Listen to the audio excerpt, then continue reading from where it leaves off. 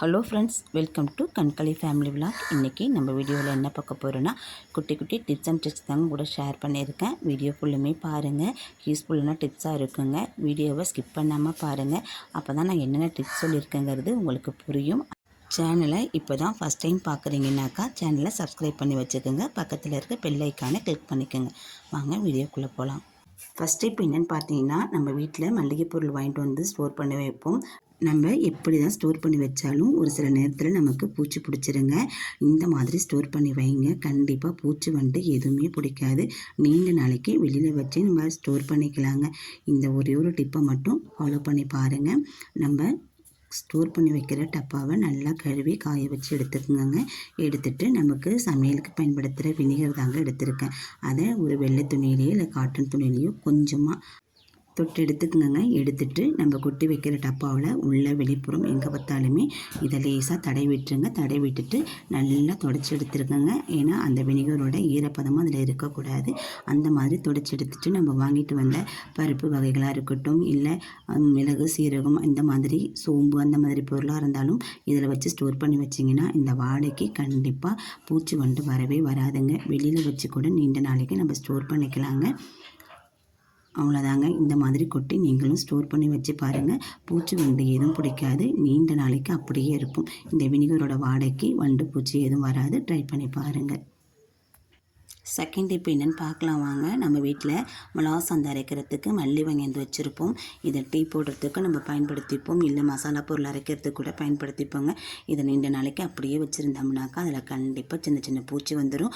இல்லை மல்லியில் சின்ன சின்னதாக ஹோல்ஸ் போட்டுருங்க. அந்த மாதிரி வராமல் இருக்க இந்த மாதிரி வடை சட்டியில் போட்டு நம்ம நல்லா சூடுபடுத்தி எடுத்து வச்சுட்டோம்னாக்கா இந்த மல்லியில் பூச்சி பிடிக்காது. நம்ம ஒரு வருஷம் ஆனாலும் இந்த மல்லி அப்படியே வச்சு பயன்படுத்தலாங்க. மல்லியை ரொம்ப வறுத்துடக்கூடாது. ரொம்ப வறுத்துட்டோம்னாக்கா கசப்பு தன்மை இருக்குங்க. கை பொறுக்கிற சூடு வர அளவுக்கு மட்டும்தாங்க நம்ம வறுத்து எடுக்கணும். இல்லை மசாலா அரைக்க போகிறீங்கன்னாக்கா பொன்னிறமாக வறுத்தெடுக்கணுங்க. மல்லி வறுக்கிற வாசம் வர வரைக்கும். இதை நம்ம கையில் எடுத்து பார்த்தாலே ஓரளவுக்கு நமக்கு சூடும். அந்த சூடு இருந்தாலே போதுங்க. அந்த அளவுக்கு நம்ம வறுத்தெடுத்து வச்சுக்கிட்டோம்னாக்கா மல்லியில் பூச்சி வண்டு எதுவும் பிடிக்காது.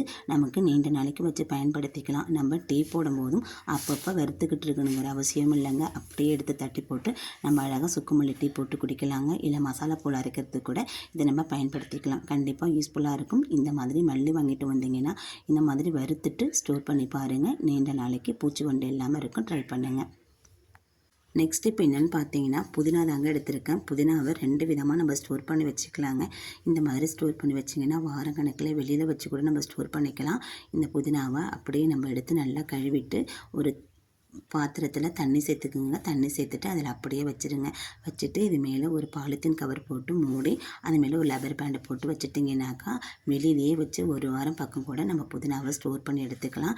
அந்த இலைகள் வீணாக போகாது. நமக்கு எப்படி வாங்கிட்டு வந்தோமோ அப்படியே புதுசாக இருக்குங்க. கண்டிப்பாக பயனுள்ளதாக இருக்கும். இந்த மாதிரி நீங்களும் ட்ரை பண்ணுங்கள். இதை ஃப்ரிட்ஜில் வைக்கணுங்கிற அவசியம் கிடையாது. வெளியில் வச்சு அப்படியே நம்ம ஸ்டோர் பண்ணிக்கலாம். இன்னொரு மெத்தடும் உங்கள் கூட நான் ஷேர் பண்ணியிருக்கேன், அதையும் பாருங்கள். இந்த மாதிரி ஸ்டோர் பண்ணி வச்சு பாருங்கள். புதினா வெளியில் வச்சு நம்ம ஸ்டோர் பண்ணிக்கலாம். வாங்க நெக்ஸ்ட் இப்போ என்னென்னு பார்க்கலாம். புதினாவை பாதி இந்த மாதிரி ஒன்று ஒன்றா நான் உதிராக எடுத்து வச்சுட்டேன். அது எப்படி எடுத்தேன்னா நல்லா புதினாவை கழுவிட்டு காய வச்சு தண்ணி இல்லாமல் அந்த மாதிரி எடுத்து வச்சுருக்கேங்க. புதினாவை நம்ம இலை உரிக்கிறது நமக்கு ரொம்ப ஈஸிங்க. முன்னணியில் உள்ளதை நம்ம கிள்ளிட்டு அடியில் இந்த மாதிரி கீரை உருவுற மாதிரி உருவினாலே புதினா இலைகள் எல்லாமே ஒன்று ஒன்றா நமக்கு தனியாக வந்துடும். இதை கஷ்டப்பட்டு உருவணுங்கிற அவசியம் கிடையாதுங்க. நுனிப்பகுதியை அப்படியே எடுத்துக்கலாம். காம்பு பகுதி நமக்கு தேவைப்படாது. இது எல்லாத்தையும் நான் உருவிட்டு உங்கள்கிட்ட காமிக்கிறேன். புதினா எல்லாத்தையுமே நான் உருவி எடுத்துகிட்டு வந்துட்டேங்க. அதில் கொஞ்சம் கூட தண்ணி இருக்கக்கூடாது. இந்த நம்ம எந்த பாக்ஸில் ஸ்டோர் பண்ண போகிறோமோ அதில் ஒரு வெள்ளை துணியோ இல்லை உங்கள்கிட்ட டிஷ்யூ பேப்பர் இருந்தால் கூட அதில் வச்சுட்டு நீங்கள் ஸ்டோர் பண்ணி வச்சுட்டிங்கனாக்கா அது புதினா ஒரு மாதம் ஆனாலும் அப்படியே நமக்கு புதுசு போல் இருக்குங்க. கொஞ்சம் கூட வீணாக போகாது. ஆனால் நம்ம ஸ்டோர் பண்ணும் போது ஈரம் இல்லாமல் அழுகல் இல்லாமல் பார்த்து ஸ்டோர் பண்ணி வச்சுக்கோங்க. இந்த மாதிரி ஸ்டோர் பண்ணி வச்சிட்டிங்கன்னா புதினா நீண்ட நாளைக்கு நமக்கு அப்படியே இருக்கும். கண்டிப்பாக பயனுள்ளதாக இருக்கும். ட்ரை பண்ணி பாருங்கள். வாங்க இப்போ நெக்ஸ்ட் இப்போ என்ன போய் பார்க்கலாங்க. நெக்ஸ்ட் டிப்புக்கு நான் புதினாவோட காம்பு தாங்க எடுத்திருக்கேன். இந்த காம்பை நம்ம உருவிட்டு தூக்கி போட்டுருவோம். இனிமேல் அந்த மாதிரி தூக்கி போடாதீங்க. ஒரு டம்ளரில் தண்ணி எடுத்து இந்த புதினா காம்பை அதில் போட்டு வைங்கங்க. ஒரு 3 நாளைக்கு நம்ம வீட்டுக்குள்ளேயே அப்படியே வச்சு வைங்க. அது தானாகவே வேறு விட்டு வருங்க. நல்ல காம்பு இருந்துச்சுன்னா அது தானாக வேறு விட்டு வரும். அந்த வேறு விட்டு வர புதினா தண்டுகளை எடுத்துகிட்டு போய் நம்ம பின்பக்கம் கண்டிப்பாக ஊனி வச்சோம்னா தளிர் விட்டு வரும். நமக்கு ஒரு கைப்பிடி அளவுனாலும் இதுலேருந்து நமக்கு புதினா கிடைக்குங்க. நம்ம இதுக்குன்னு தனியாக மெனக்கெட்டு நம்ம உரமெல்லாம் போட்டு வளர்க்கணும்னு இல்லை. நம்ம வீட்டு தோட்ட மண்ணிலேயே சூப்பராக புதினா வளருங்க. தண்ணி மட்டும் ஊற்றினாலே போதும். ட்ரை பண்ணி பாருங்கள். வாங்க இப்போ நெக்ஸ்ட் இப்போ என்னென்னு பார்க்கலாம். எல்லார் வீட்லேயுமே நம்ம லப்பர் பேண்ட் வாங்கி வச்சுருப்போம் நிறையா, சமயத்துக்கு உதவுன்னு சொல்லிட்டு. அது நாளாக நாளாக என்ன ஆகும்னு பார்த்தீங்கன்னா அது ஒரு மாதிரி பிசு பிசுன்னு ஆகிடும். நம்ம எடுக்கிறதுக்கு வராது, ஒன்றோட ஒன்றா ஒட்டிக்கும். அந்த மாதிரி ஒட்டாமல் இருக்க இந்த டிப்பை ஃபாலோ பண்ணி பாருங்கள். கண்டிப்பாக பயனுள்ளதாக இருக்குங்க. முகத்துக்கு பூசுகிற பவுடரை கொஞ்சமாக தூவி விட்டு வச்சிங்கன்னா ஒன்றோட ஒன்று ஒட்டாமல் நீண்ட நாளைக்கு இருக்கும். ட்ரை பண்ணி பாருங்கள். நெக்ஸ்ட் இப்போ என்னென்னு பார்த்தீங்கன்னாக்கா கொத்தமல்லி தாங்க எடுத்திருக்கேன். கொத்தமல்லியை கடையிலேருந்து நம்ம வாங்கிட்டு நம்ம அப்படியே ஃப்ரிட்ஜில் வச்சுட்டா அது எல்லாமே அழுகிடுங்க. அதுக்கு வந்தோடனே நல்லா அலசிட்டு காம்பு பகுதியை வெட்டி எடுத்துட்டு ஒரு காட்டன் துணி போட்டு நம்ம நல்லா உலர்த்தி காய வச்சு எடுத்துடணுங்க. எடுத்துட்டு அது ஒன்று ஒன்றா நம்ம எடுத்து அதில் உள்ள அழுகல் பூரா நீக்கி விட்டுறணும். நீக்கிட்டு எல்லாத்தையும் ஒன்று ஒன்றா எடுத்து நம்ம ஸ்டோர் பண்ணி வச்சோம்னா கொத்தமல்லி நீண்ட நாளைக்கு வீணாக போகாமல் அப்படியே இருக்குங்க. நம்ம அப்படியே ஸ்டோர் பண்ணி வச்சிட்டோம்னா மற்றதில் இருக்கிற அழுகலும் இதில் பட்டு எல்லா கொத்தமல்லி வீணாக போயிடும். ஈரத்தோடு இருந்தாலுமே கொத்தமல்லி வீணாக போயிடுங்க. ஈரத்தோடையும் ஸ்டோர் பண்ணக்கூடாது. அதை நல்லா காட்டன் துணி வச்சு உலர்த்தி காய வச்சுட்டு இந்த மாதிரி எடுத்து ஒரு பாலித்தீன் கவர்லேயோ இல்லை சில்வர் டப்பாவிலையோ போட்டு நம்ம ஸ்டோர் பண்ணிக்கிட்டோம்னா நீண்ட நாளைக்கு கொத்தமல்லி வீணாக போகாதுங்க. நான் இந்த மாதிரி சுத்தம் செஞ்சு எடுத்ததில் இவ்வளவு வேஸ்டேஜ் இருக்குது.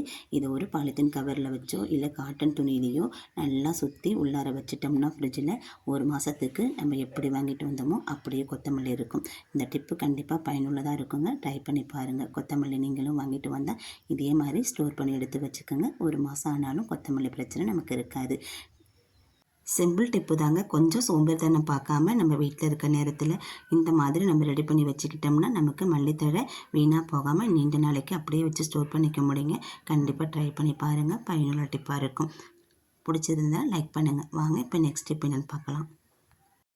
நம்ம எல்லார் வீட்லேயுமே பல்காக வாங்கி ஆயில் ஸ்டோர் பண்ணி வைப்போங்க. அது நல்லெண்ணெய், தேங்காய் எண்ணெய், கல்லெண்ணெய், எந்த எண்ணெயாக இருந்தாலும் வாங்கி ஸ்டோர் பண்ணி வைப்போம். ஒரு கொஞ்சம் நாளைக்கு அப்புறம் பார்த்திங்கன்னா அதில் சிக்குவாடை இருக்கும். அந்த மாதிரி இல்லாமல் இருக்க அந்த டிப்பை ஃபாலோ பண்ணி பாருங்கள். எண்ணெயில் ஒரு 4-5 மிளகு தூக்கி அதில் போட்டு வச்சுட்டிங்கன்னாக்கா எண்ணெயில் கொஞ்சம் கூட சிக்குவாடை வரவே வராதுங்க. 6 மாதம் ஆனாலும் எண்ணெய் அப்படியே இருக்கும். கண்டிப்பாக பயனுள்ள டிப்பாக இருக்கும். ட்ரை பண்ணி பாருங்கள். வாங்க நெக்ஸ்ட் டிப் என்னென்னு பார்க்கலாம். அகல் விளக்கை கையே வைக்காமல் ஈஸியாக சுத்தம் பண்ணிடலாங்க. அது எப்படின்னு பார்க்கலாம் வாங்க.